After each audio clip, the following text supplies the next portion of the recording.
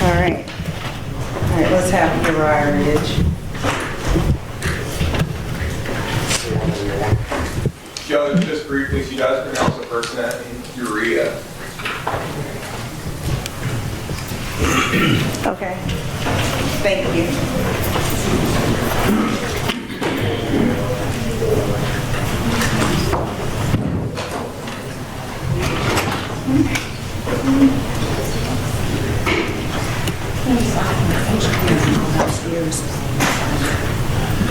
And Judge, I assume you want them testifying from the witness stand, correct? Eyewitnesses. Yeah, witnesses. Yes, Judge. Okay, Ms. Sheeks.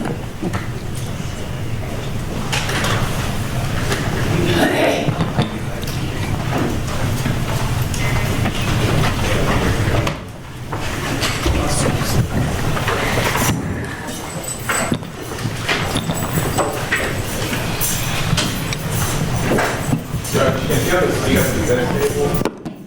If it's going to be a hearing with witnesses, that's fine. Yes. It's going to be a full hearing.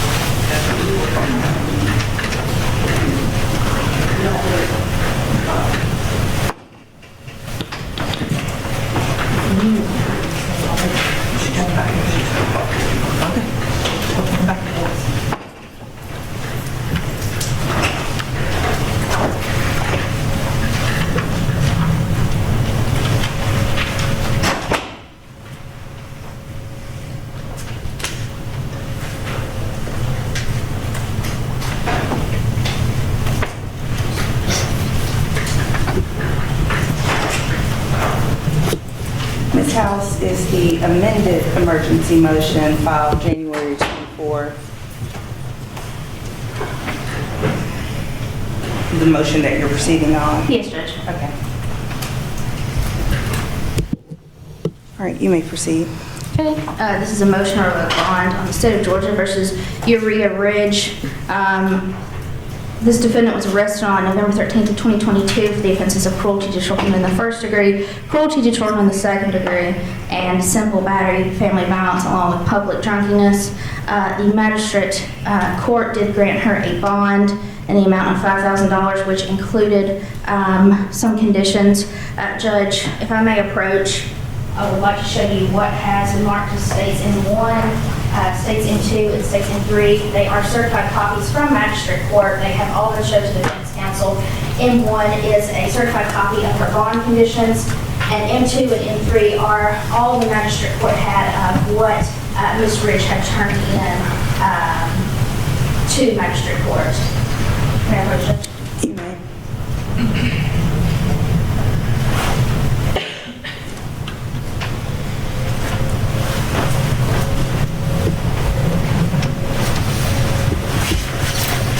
And Judge, at this time, the state would call Officer Anthony Taylor.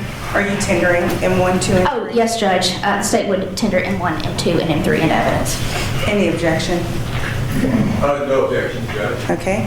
M1, M2, and M3 are admitted into evidence. You swear upon this testimony given this matter to be the truth, the whole truth, and nothing but the truth, so help you God. I do. You have a seat.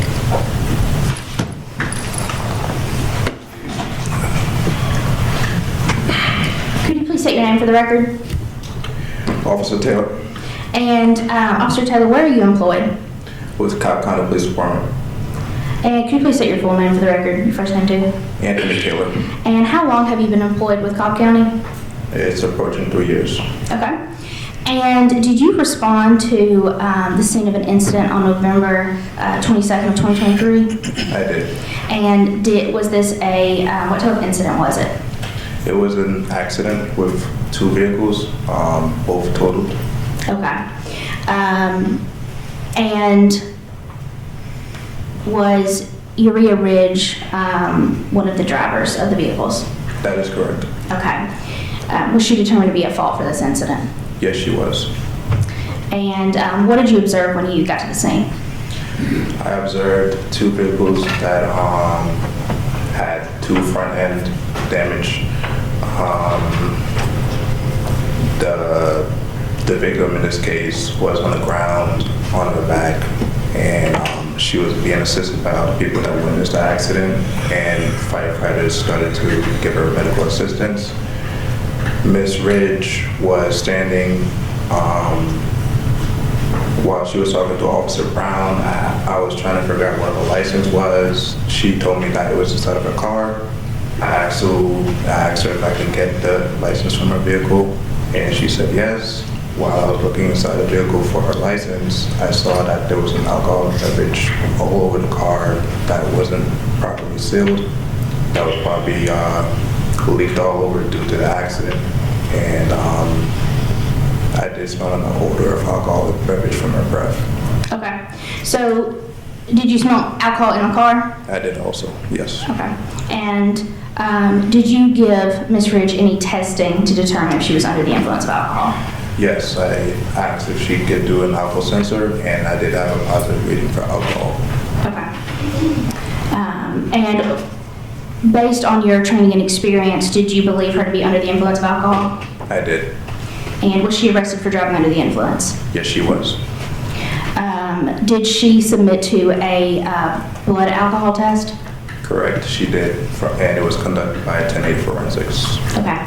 And do you know if the results of that blood alcohol test have been returned? It has. Okay. Judge, I do have the results of that test if Your Honor would like to see them. Okay. Would you, Judge? Yes. Okay. I have shown this to defense counsel. It is known as Exhibit M10. And the state would tender M10 to evidence, Judge. Any objection? No objections, Judge.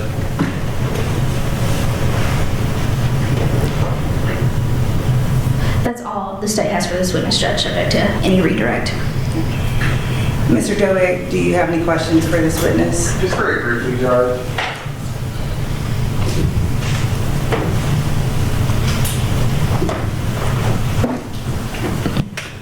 So, Officer Taylor, thank you for being here today. How did you determine Ms. Ridge was at fault for the accident? Due to the story she said in the report, if you read the report, it said that the vehicle in front of her pressed the brakes real hard, slammed the brakes. That would imply that she would be following too closely, but in this case, the victim was in a turn lane, and she got into the turn lane and made a head-on collision. And due to the odor of the alcohol and her she had, the eyes were glassy, red, alcohol on her breath, and the reading had probable cause that she was under the influence. So, where did this occur in Cobb County, like this street? Powder Springs and Cunningham, around that area. Right. Did you ask Ms. Ridge to do field sobriety test? Officer Brown asked, and she declined. Right.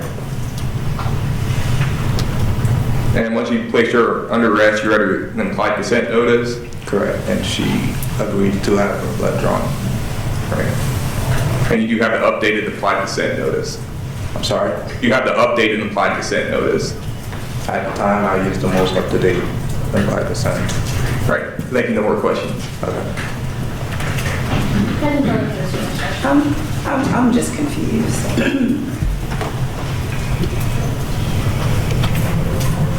You said she got into the turn lane. Was she behind the vehicle, or you said she hit a head-on collision?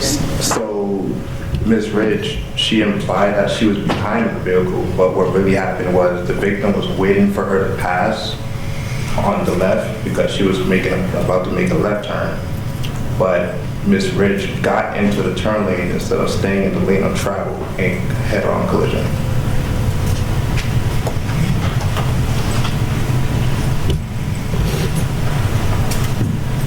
Was the victim's vehicle moving or at rest when? It was stopped.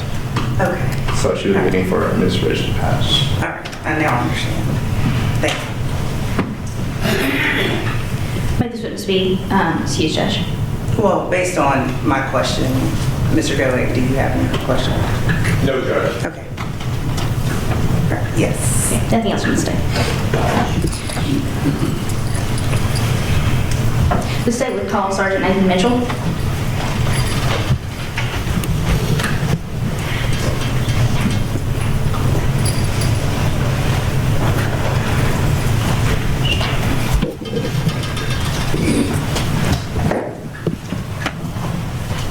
Do you swear upon the testimony you give this matter to be the truth, the whole truth, and nothing but the truth, so help you God? So help me God. Could you please state your full name for the record? Michael Nathan Mitchell, And Sergeant Mitchell, how are you employed? Douglas County Sheriff's Office. And how long have you been there? Been with the county since 2009. Okay. And was Douglas County Sheriff's Office called out to an incident on January 16th of 2024? Yes. Where was that incident at? Fox Hall Resort, located on Catts Ferry Road within the confines of Douglas County. Okay. And when the Sheriff's Office arrived to that location, what did officers find? So they found some workers with Fox Hall bringing a 3-year-old child, a 7-year-old child, and an adult female out of the woods. Okay. What was the condition of the 3-year-old child? Non-responsive. Okay. Did the 3-year-old child end up making it, or did she pass away? The 3-year-old passed away. Okay. And what was she wearing when officers found her? Onesie type outfit with a hoodie and a pair of Crocs. Okay. And what was the condition of the 7-year-old child? He was critical, but he was alert and talking, lethargic, transported to the hospital. And how many days did he stay in the hospital? Wellstar Douglas, he was there less than 1, and he was transferred to CHOA under critical condition. He was there till that following Friday, so about 4.5 days. Okay. And to your knowledge, what had it transpired to cause one of the children to pass away and the 7-year-old child to be in critical condition? So exposure to the elements. Okay. And how long had the children been exposed to the elements?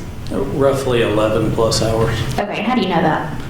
based off of search warrants and the timestamps on the Uber rides. And Okay. You say an Uber ride. Can you tell us a little bit about that? so the defendant and her 2 children took a Uber from her job and then were transported to Fox Hall Resort Okay. via Uber. Okay. And were they dropped off at Fox Hall Resort? Inside Fox Hall Resort. Okay.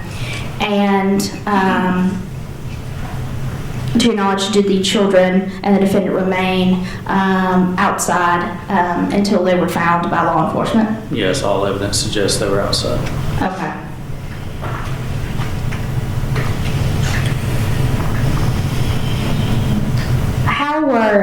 How was law enforcement alerted that the children were in distress?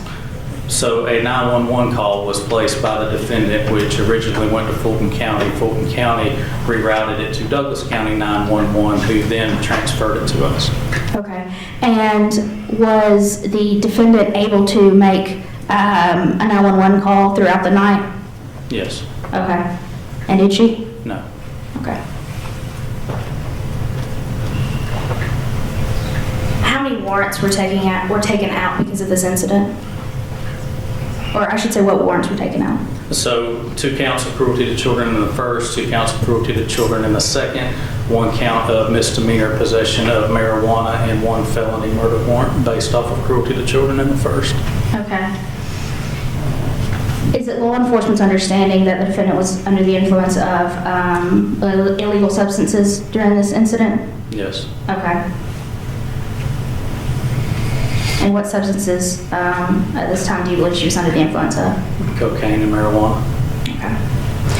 Judge, if I could approach with states M4, M5, M6, M7, M8, and M9. They are certified copies of the warrants law enforcement took out for this incident. Okay. They have instructed the defense counsel.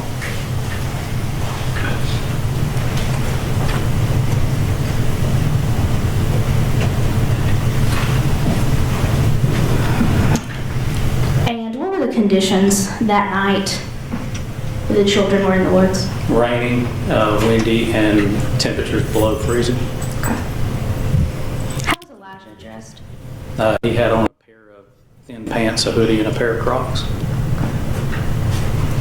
And when the 3-year-old was found, how was she, when she was located originally, what was her positioning? She was face down in the mud, covered with leaves. That's all from the state. Judge said to redirect.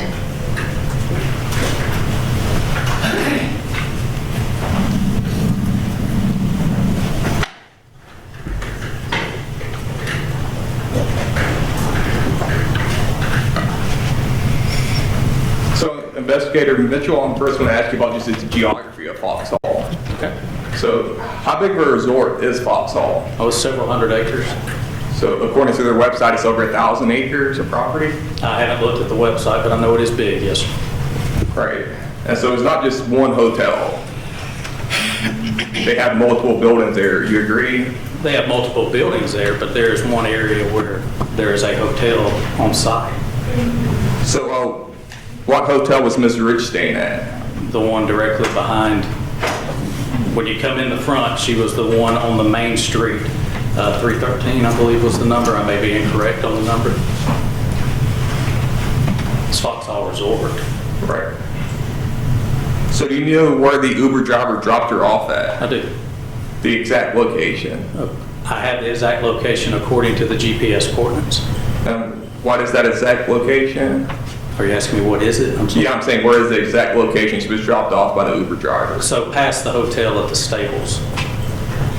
So the Uber driver didn't drop her off directly in front of the hotel? No. So they would have to walk to get to the hotel? Yes. Again, Foxhall isn't just like a Motel 6 where you have a parking lot and the hotel, you agree? It has a main entrance, and then it has a clubhouse, and then it has a hotel area, and then yes, there's roads that continue on to the back. Right. So there's many roads on Foxhall. There is. And based on where the Uber driver dropped you off, you may have different paths to get back to the hotel. Well, there would only be one path back to the hotel, which would be the main road. But you agree you could have multiple paths as you proceed. Yes, there's different roads that you can go down in Foxhall, yes. And how long had Miss Ridge stayed at Foxhall? She checked in the day prior, I believe, 1 to 2 days. So she hadn't been at Foxhall for very long? 1 to 2 days. Right. And so why do you think she took the kids into the woods? Because she was high on an illegal substance. But would it be possible to walk through the woods to try to get to the hotel? No, not in the direction she went, it would not. Based on where the Uber driver dropped you off, you could perceive it that walking through the woods would be the fastest way to get to the hotel. No, not in the direction she went, it would not. So which direction did she go into the woods? She went away from the hotel. She went towards the lake and towards the ski range. And so who was the Uber driver? Have you spoken with him? We've interviewed the Uber driver. Do you have his name? Not with me here, but it is in the case file. And you said you got the exact GPS coordinates. We issued a search warrant to Uber. Yes, we have the defendant's GPS coordinates for the Uber ride as well as the driver. Do you know if Foxhall is well lit at night? It is. But you agree this is sort of a country area? It's a rural area in Douglas County, yes. You know, it's a place where people go to hunt at night. Place that people go to what? Is it also a hunting club? It's a sporting clay club, but no, you can't just show up there at night and go hunting. That would be illegal. Right. I just wonder if members could hunt there at night. No, it's a resort. You cannot enter into a resort at night and hunt.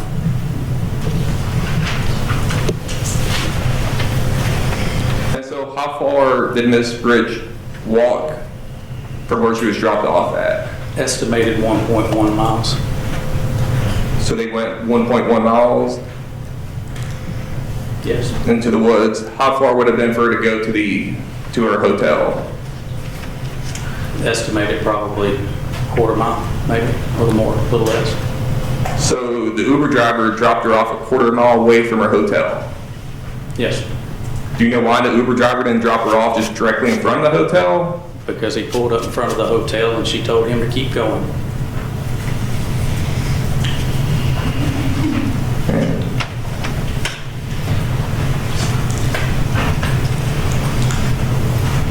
So you believe they were in the woods for roughly 11 hours? According to the timestamps on the GPS locations that we received from Uber, it appears he dropped her off at about 12:07 a.m. on the 16th. She did not place her 911 call until after 11 a.m. on the 16th. So what type of cell phone did Miss Ridge have? It was a smartphone. Do you know what brand? I don't. I mean, we have the phone in our evidence, but I don't know the brand right off the top of my head. Do you know the service provider? T-Mobile. So it's T-Mobile. And so again, you said this is a rural area. Do you agree it's possible to lose service out there? I do not. Is there any way to check? I have checked. And so you had the cell phone records that she was connected to T-Mobile's tower the whole time? No, sir. Actually, I wrote a search warrant for her cell phone in order for me to use that cell phone, and I took it to the rural area down there, and I followed her tracks, and we placed 911 calls at the same time of night that she would have been placing those 911 calls, and they're recorded and documented through Fulton County. But you haven't checked to see if she was connected that night the whole time? I don't understand your question. Is it possible to check if a cell phone's connected? It's possible to search warrant for her cell phone records, which we have done, but it's also possible to go to all of those GPS locations and place phone calls, which we have also done, using her device. Right. I was just asking about the night in question, if you knew her cell phone was connected the whole time. I know that her cell phone was on, and I know that when we recovered it, it had 36% battery power left on that phone, and I know that that phone works in that area. I don't know how else to answer your question other than that. Right. And so when you searched her cell phone, so you searched her messages as well? The forensic analyst has done a forensic download on her phone and turned that over to the case agent, yes. Have you found anything that goes towards motive? Motive of, Or why she would do this on the cell phone? Judge, I'm gonna object. That's not relevant to the purpose of this motion of a bond hearing. I'll sustain the objection.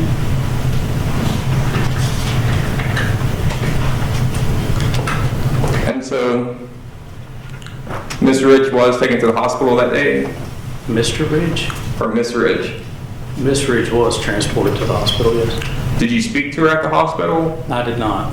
Do you know if any law enforcement spoke to her at the hospital? Yes, I believe there was law enforcement that spoke to her at the hospital, which would be recorded on body camera. Have you reviewed that body camera? I have not. It's still an active investigation. Right, so you don't know what she said on the body camera? I don't. And so you believe Ms. Ridge acted with malicious intent? She's not charged with malice murder. I'm not understanding your question. Well, the cruelty to children, the first degree, Correct. that she acted with malice, with Yes. malicious intent. Yes. That's what, can you explain what that means to us? Malice? Judge, I'm gonna object that this is not relevant, and Sergeant Mitchell, nothing to like that he can. It's not relevant to the purpose of this hearing. Judge, how would you say, Judge, in the warrant, they're alleging she acted with malicious intent? That's what the deputy swore. Yes, Mr. Doeg, but this isn't a prelim, and so for purposes of this hearing, answering the elements of the crime is not relevant. So I'll sustain the objection. Judge, I'll just say for the purpose of the record, the defense still keeps all future hearsay and confrontation clause objections if Mr. Mitchell is not available to testify at trial. Because, you know, according to OCGA 24-804, if a witness testifies under oath and the party gets an opportunity to cross-examine him, and then he's no longer available to testify at trial, the state could try to introduce that testimony at trial. Correct, but Mr. Doeg, what the analysis under 804 and what is key for that is if you had a meaningful opportunity to cross-examine that witness, and so we would have to have an opportunity to analyze that at that time. And for purposes of this hearing, this is a very limited in scope hearing, and so we would analyze that at that time. And so that's noted for the record, and so I note your objection. All right, thank you.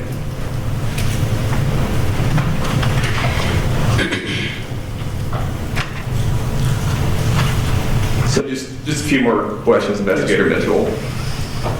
Did you search Ms. Ridge's room? Crime scene searched her room. A search warrant was written for that room, and crime scene did search it. All right, thank you. No more questions. Just briefly, Your Honor. How many nights had Ms. Ridge booked at Vauxhall? 10. Okay. And do you know the residence she was staying at before she went to Vauxhall? She was living with her parents. Okay. Do you know if she made any statements indicating that she would no longer be living with her parents after this? Yes, she had told deputies that she had found a place and that she was moving. Okay. So she made a statement saying she would no longer be living at her mother's home? Yes, to my knowledge, she told them that she was staying at Foxhall until her new residence was completed. Okay. That's all the state has for this witness, Judge. Anything further, Mr. Doe? No, Judge. All right. Thank you, Your Honor. Any further witnesses? No further witnesses, Judge. All right. Anything on behalf of the defense? Judge, the defense isn't calling any witnesses or presenting any evidence. All right.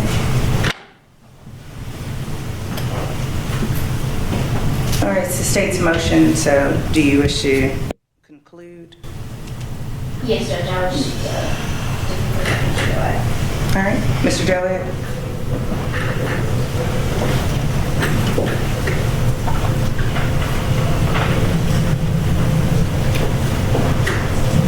Yeah, just briefly, Judge. Ms. Ridge does not have bond in the underlying felony murder case now. We weren't planning on filing a bond motion until much later on. So if the court revokes bond in this case, if we do decide to file a bond motion in the future, we would, file a motion for both cases. Let me just ask everyone to keep an open mind. Ms. Ridge has not been convicted of anything, and the state has to prove their case. Thank you. Thank you, Mr. Joliet.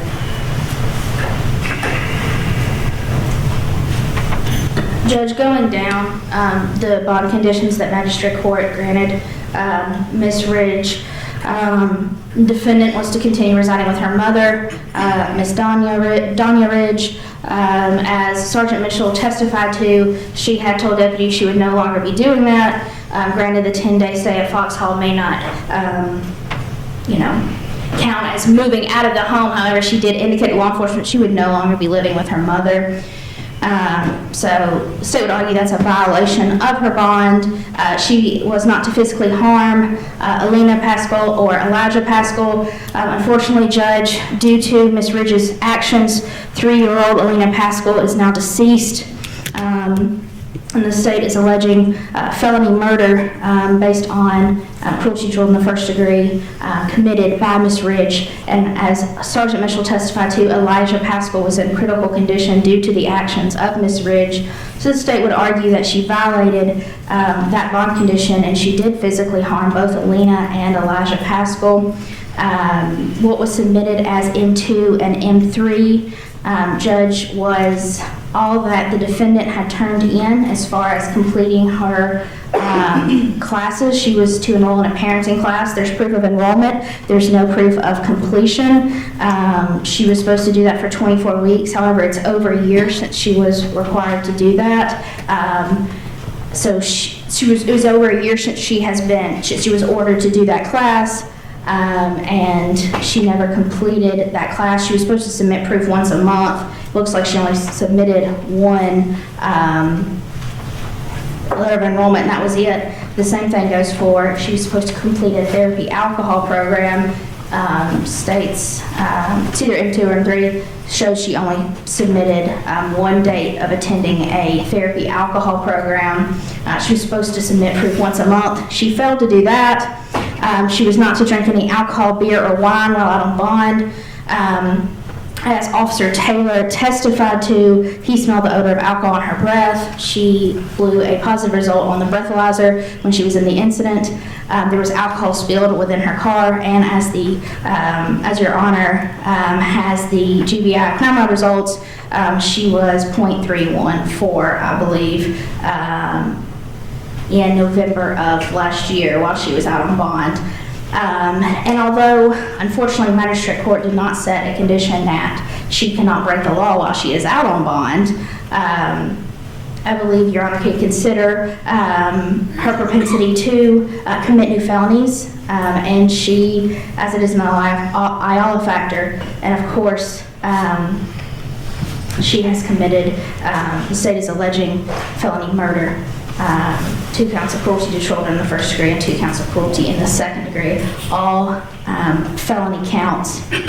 So Judge, we would ask that we would ask for the bond to be revoked because she has violated every single condition that Magistrate Court laid out for her, and she has committed a new serious violent felony.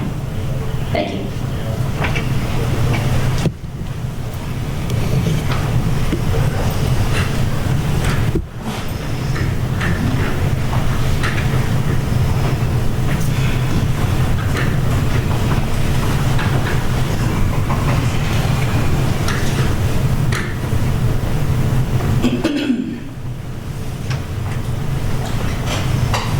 Okay.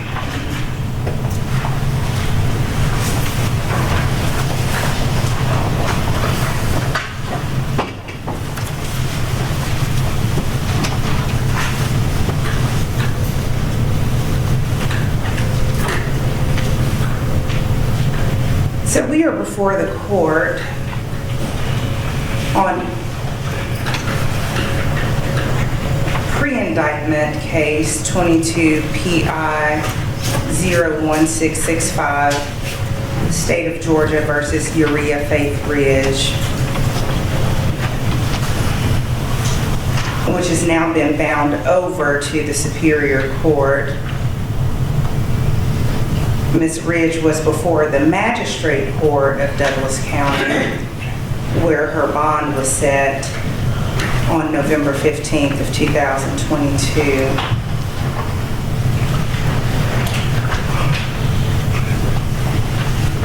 And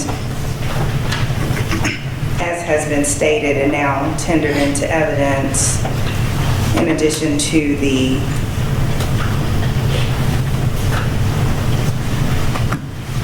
$5,000 cash amount,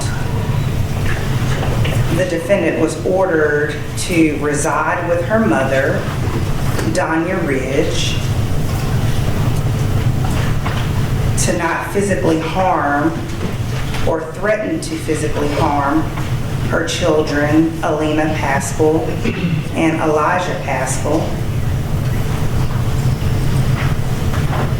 to enroll in a therapy program for parenting classes within 1 week of incarceration, and to attend counseling for at least 24 weeks, and to successfully complete that program, and to submit proof to the Magistrate Court once a month. She was ordered to enroll in a therapy program for alcohol and to attend counseling for at least 32 weeks and to successfully complete that program and to submit proof to the Magistrate Court at least once per month. And she was ordered not to drink any alcohol, beer, or wine while out on bond.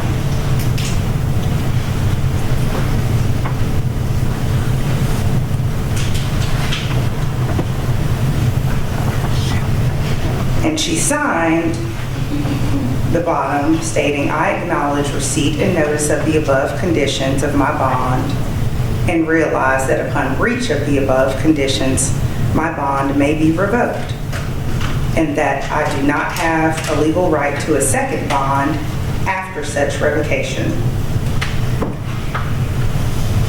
And that was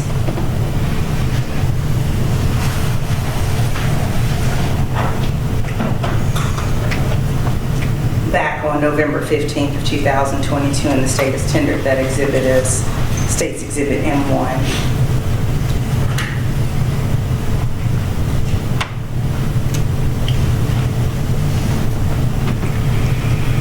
And so, in the way of exhibits, and I now find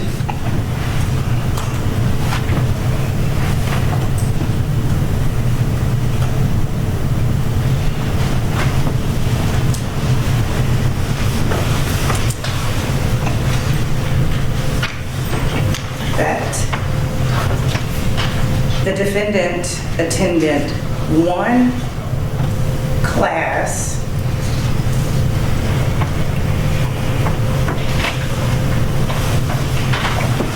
for alcohol counseling, and that appeared to be on November 17th of 2022. She enrolled in parenting classes on November 21st of 2022, but there's no other proof that she attended any other classes.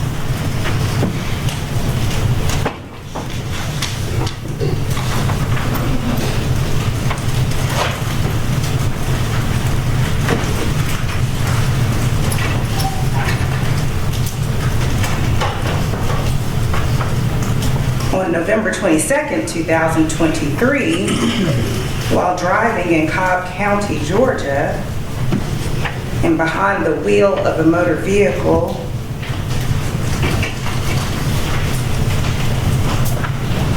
I find that she violated the bond condition to not drink any alcohol, beer, or wine while out on bond, based on the testimony of Officer Anthony Taylor, who stated that he found that she was a less safe driver that day based on the Less Safe Driving Act of the vehicle collision, as well as when encountering Ms. Ridge, that she had the odor of alcohol on her breath, as well as the open container of alcohol in her vehicle, and alcohol spilling all over her vehicle, as well as the portable breath test being positive for alcohol. Additionally, her blood test that was taken that day showed 0.314 grams per deciliter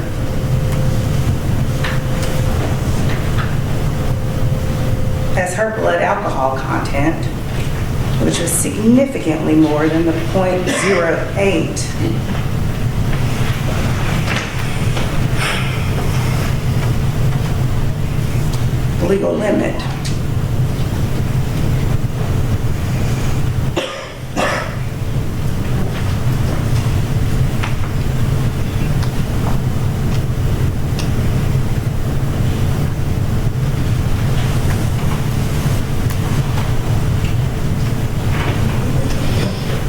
Continuing on to January 16th, 2024, I find that at that time, Ms. Ridge violated the bond condition of being required to reside with her mother, Donna Ridge, as the evidence does suggest that she had moved into the Fox Hall Resort. And most importantly, certainly, before the court, the bond condition not to physically harm Alina Paschal and Elijah Paschal,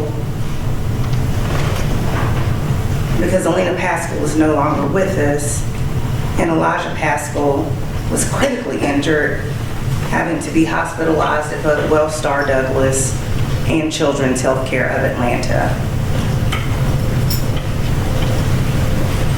A defendant doesn't have to be ordered not to violate the criminal law. That is a requirement to be awarded bond.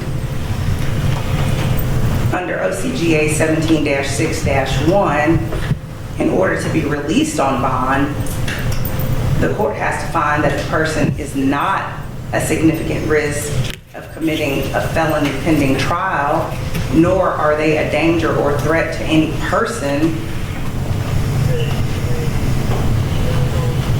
to the community, or to any property in the community.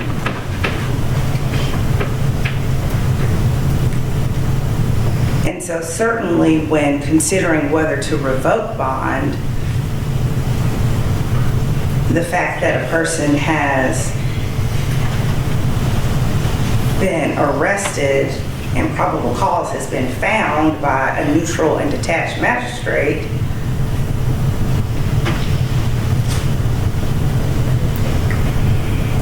certainly the court can consider that, especially when the court has now heard evidence concerning those crimes. And so I find that Ms. Ridge is no longer worthy of being released on bond, and so I do revoke her bond.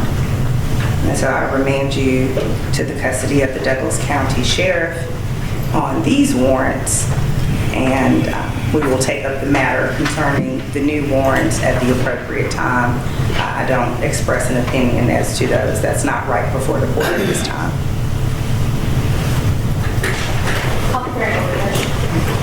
Please submit it in Word. Okay.